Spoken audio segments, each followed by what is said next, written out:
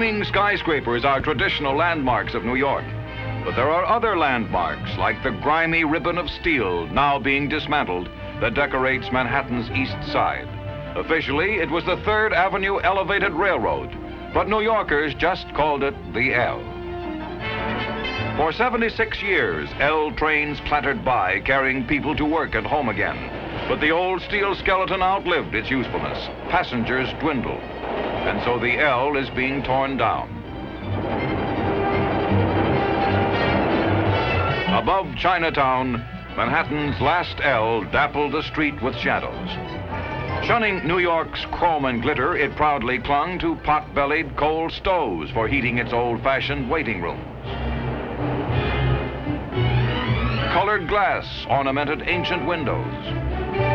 And passengers paid a station agent who pushed a plunger to unlock a gate to let them in. The wooden train started with tired dignity. Passengers sat and swayed, and the track unrolled behind. The route was past miles of tenements, giving the passengers a glimpse into every window. All the tenement dwellers got in return was a feeling of being close to the passing parade. And noise, lots of noise.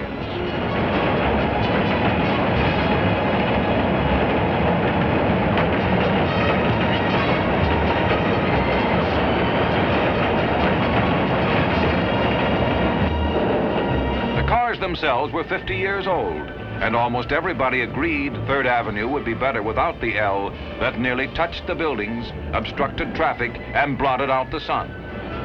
A ride once cost a nickel. Before electricity came, tiny steam engines hauled the cars, showering red-hot coals on the pedestrians, belching smoke on the housewives' wash. Well, things change, and the L is at the end of the line.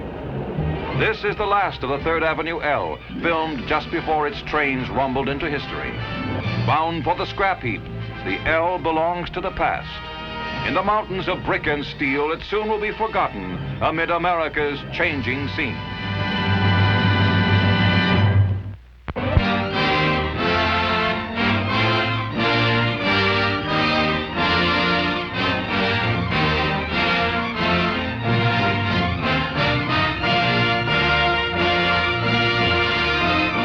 The Statue of Liberty, known the world over as a symbol of freedom and promise. A gift from the people of France to commemorate their country's close bonds with the colonies during the Revolution, America's Lady of Liberty has stood faithful vigil in New York Harbor for nearly 70 years. Building the towering figure and transporting it across the Atlantic was a monumental task.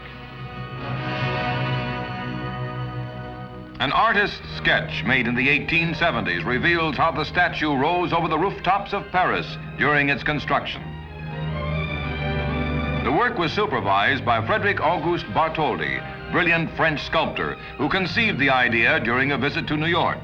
The hand and torch were sent to America in 1876 and shown at the Philadelphia Centennial Exposition, marking the 100th anniversary of the signing of the Declaration of Independence.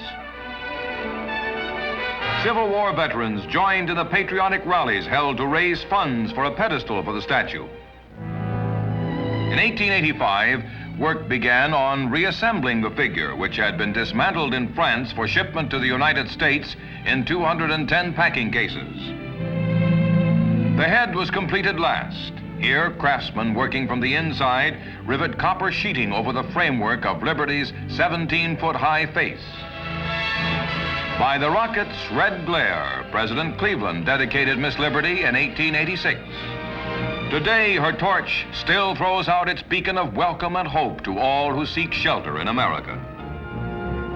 By ferry, more than 500,000 visitors journey each year to Bedloe's Island, on which the copper colossus stands. Countless thousands of youngsters have thrilled to their first glimpse of her.